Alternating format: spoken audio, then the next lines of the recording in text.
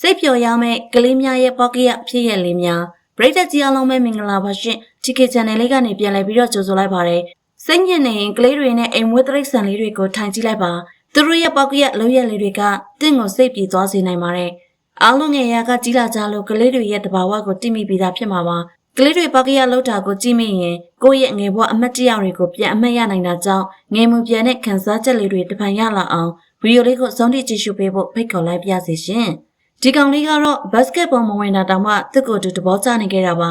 ရဲကျဲကျဲနဲ့တစ်ဖက်ကိုလှည့်နေချိန်မှာပဲဘတ်စကတ်ဘောတိုင်ကခေါင်းပေါ်ပြုတ်ကျပြီး surprise ဖြစ်သွားပါတယ်ခေါင်းနာသွားတာတောင်မှတဘောကျပြီးရဲကျဲကျဲနဲ့ထက်လုံနေတဲ့ဒီကောင်လေးရဲ့အကောင်းမြင်တမှုကိုတော့အတူယူသစ်နေတာအမှန်ပါပဲ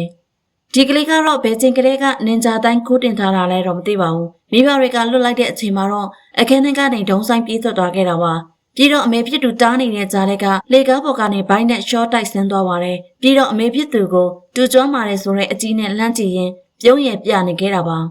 စူပါဟီးရိုးဝတ်စုံဝတ်ထားတဲ့ကလေးတစ်ယောက်ကဂါဒီစစ်ကိုလက်ကမ်းပြီးအစွမ်းထုတ်နေခဲ့ပါတယ်ကောင်းမောင်းတဲ့သူကအလိုက်တတိနဲ့ဆန်နိုးပေးလိုက်တဲ့အချိန်မှာတော့သူအစွမ်းကြောင့်တကယ်ဖြစ်လာတဲ့ထင်ပြီးအံ့ဩသွားတဲ့မျက်နှာပေးကိုတွေးရမှာပါ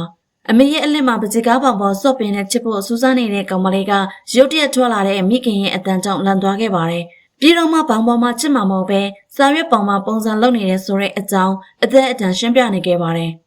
ဒီကလေးကတော့အတော်လေးရောင်ရက်တက်တဲ့သူပါပဲမုံမိုးပေါ်ကပုံတွေကိုမုံအမှန်နဲ့အားရပါရယူစားနေခဲ့တာပါဒီလိုကလေးမျိုးမွေးထားမရင်တော့မုံပိုးအတော်တက်တာမဲ့သဘောလည်းရှိနေပါတယ်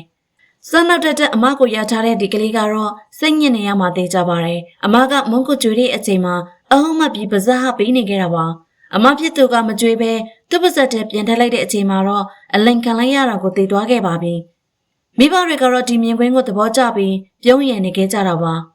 ဒီကလေးမလေးကတော့မောင်လေးတွေညီမလေးတွေရလာလို့ထိန်ခိုင်းရင်စိတ်ချရပါမဟုတ်ပါဘူးအခုလဲသူပူဇာတော့မိဘတွေကကလေးတွန်းလေးနဲ့အယုတ်ကလေးတစ်ယုတ်ကိုဝယ်ပေးထားခဲ့ရပါဒါပေမဲ့လည်းကလေးထင်းရင်စိတ်ရှုပ်လာပုံရတဲ့ကောင်မလေးကအယုတ်လေးကိုစပင်းကဆွဲပြီးလွတ်ပစ်ခဲ့တာပါပြီးတော့လဲကိုခက်တီတီနဲ့တွန်းပြီးထွက်သွားခဲ့ပါတယ်အဖွားဖြစ်သူကတော့မြင်းမလေးသူ့ကိုလာချိုတဲ့ထင်ပြီးဝမ်းသာတွားခဲ့တာပါအဲ့ဒါကြောင့်မြင်းမလေးကိုဖတ်ဖို့လက်ကမ်းပေးခဲ့ပါတယ်တကယ်တော့မြင်းမလေးကအပြင်ထွက်ခွင့်ရချိန်မှာထွက်စကားဖို့ချောင်းနေခဲ့တာပါ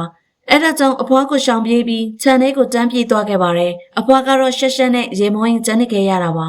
တားဖြစ်သူကိုအယုံလုံးနဲ့အဖေကတော့ဒီတစ်ချက်နဲ့တင်မှတ်သွားမှာဖြစ်ပါတယ်မျက်နှာပေါ်ကောက်တီးတင်ပြီးတားဖြစ်သူကိုရိုက်ခိုင်းနေချိန်မှာပဲခေါင်းကိုအရိုက်ခံခဲ့ရတာပါနှာခေါင်းကိုအရိုက်မခံရတာပဲကျေးဇူးတင်ရမှာဖြစ်ပါတယ်ဒီကလေးကတော့ပြောင်းဖောက်နေတာကိုကြည်လဲကြည့်ချင်နေပြီးတစ်ဖက်မှာလည်းကြောက်နေခဲ့တာပါပြောင်းဝတွေတစ်ဖက်ပေါက်ကွဲနေတာကိုကြည့်ပြီးလန့်ပြော်ပြောနေတဲ့သူ့ရဲ့တုံ့ပြန်မှုကသဘောကျစရာဖြစ်နေခဲ့ပါတယ်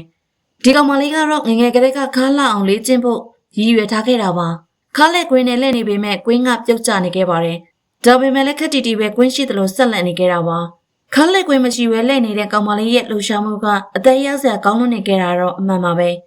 တချင်းဆိုရင်ပဲပေးလွန်သွားတဲ့ဒီကောင်မလေးကတော့အမိုက်ပုံးနဲ့တိုင်းမိပြီးလဲကျသွားပါတယ်နည်းနည်းရှက်သွားပေမဲ့မိဘတွေကသဘောကျပြီးရဲနေတာကြောင့်အရှက်တော့ပြေးသွားခဲ့ရတာပါ